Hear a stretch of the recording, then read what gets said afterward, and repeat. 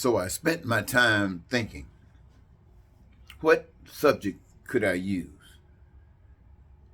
A subject that would address the initiative, the efforts, the pursuit that I haven't already used, that would be productive in the aim.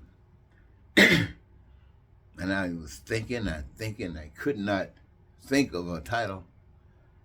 But the truth of the matter, when I really look at it, ladies and gentlemen, is this. It's when I look at the world. I look at the world and I don't like what I see.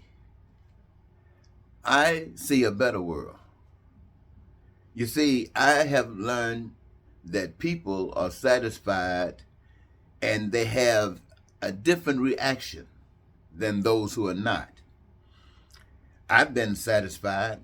Periodically I am. And I know it's altogether different. So I just think that everybody would have a wonderful relationship with being satisfied. And so I think a lot about satisfaction. I think about the things that we as people engage ourselves in and why we don't have that satisfaction and what would necessarily be possible or required to have that satisfaction. And I've come up with the conclusion that one of the things that is most important to every human being that's on the face of the earth is survival.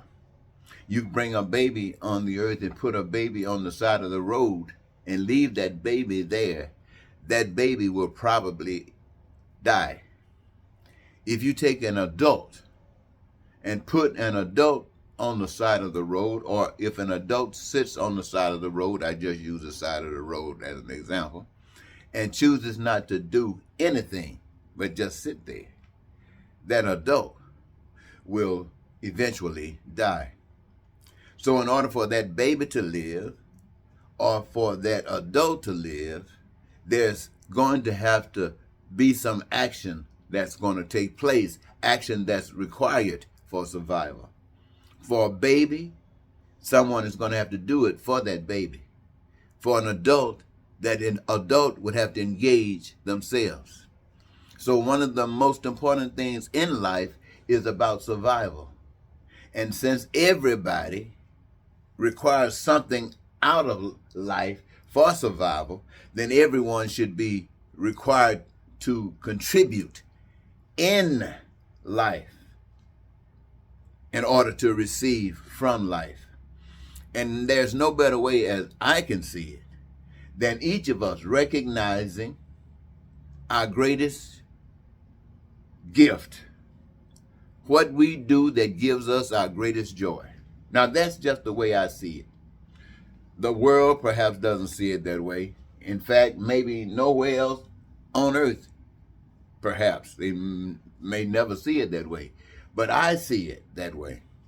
I see it that if you are let's say, a teacher, that you choose teaching because it gives you your greatest love to do what teaching is all about.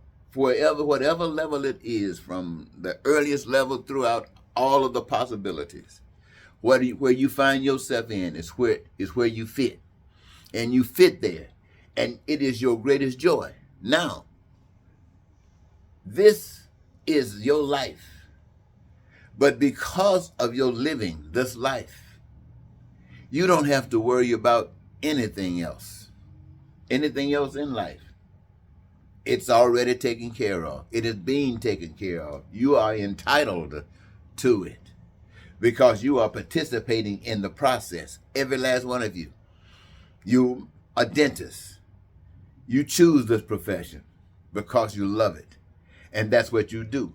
You don't have to worry about education. You don't have to worry about health care. You don't have to worry about transportation. You don't have to worry about housing. You don't have to worry about anything. Why? Because there are other people who love doing various and all of those different roles in these different jobs. And what are they doing? Loving.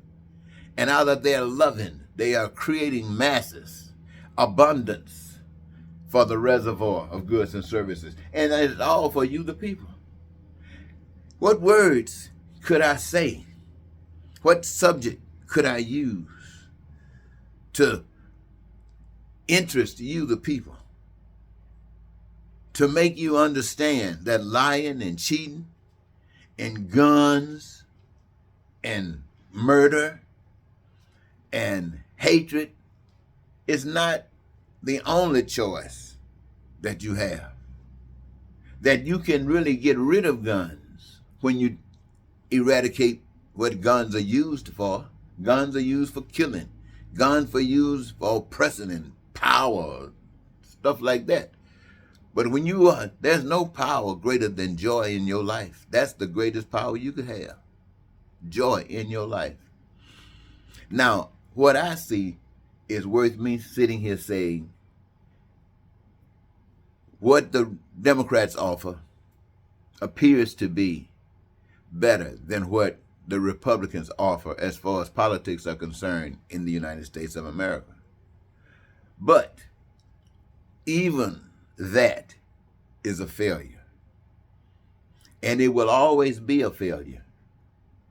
It is not to be held up, in my opinion, to the world as something that everyone should emulate. It is a curse, just like everything else is a curse. It is a result of deception. It is a result of not knowing the truth. It is a result of a lack of faith to believe in what you can't see. I, myself, used to believe in God. I couldn't see God. I saw all the stuff that people said was evidence of God, but I couldn't see God. And I believed in God. But a miracle occurred in my life. A miracle, an action that takes place that no humans or anything that I know could cause it to happen. And so when it happens, it is a miracle. It is like the earth. It is like water. It is like air. Now, we can't do that. I can't do that, but it's here. And so for that to happen, it comes from a power that we can't see, a miracle. So what happened in my life was a miracle. That happened to me, which eliminated all of this doubt or anything that allowed me to believe. So the belief was gone. I know that there is a God that loves me, which assures me that same God loves you. And why am I here? To tell you this, that the life you're living is a curse that you brought on yourselves continuously, allowing it to be passed on through generations to generations to generations. That you could change this by not putting your faith in a man who has proven lying, who has proven hatred, who has proven anti-life, but rather put your faith in an invisible power that you can't see. See, here's what happens when you put your faith in an invisible power that you cannot see. Then by putting your faith, you become your faith. And what you reflect is the God that you see. But we all gonna fall short of that greatness of God because we're not there yet. But it is the opportunity. It is the school. It is where we learn the truth of God by becoming just like God. God's children, doing what God does, loving. I guess there's no other word to say. So, ladies and gentlemen, I'm going to leave it there.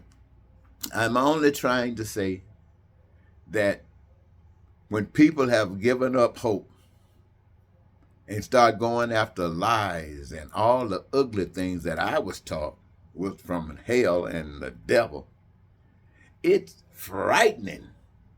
Because to me, that's your punishment. That's your curse, not knowing the truth. But the pain and suffering is the evidence that you can't see because you are caught up in it.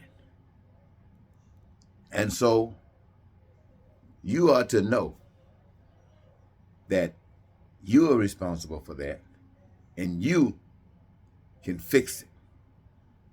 Thank you.